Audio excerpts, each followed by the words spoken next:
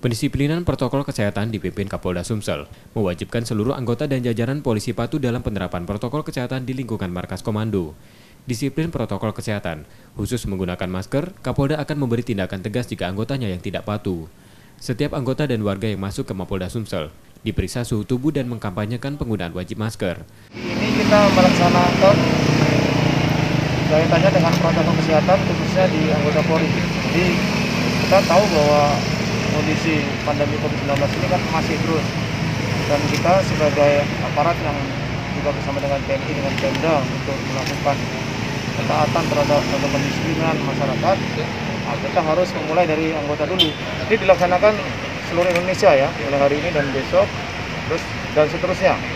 Tapi untuk kita sampai dengan Polsek, bahkan untuk Mako ada Makobrimob ya yang di luar kita, SPN juga termasuk Makopol Airut, itu juga kita lakukan hal yang sama.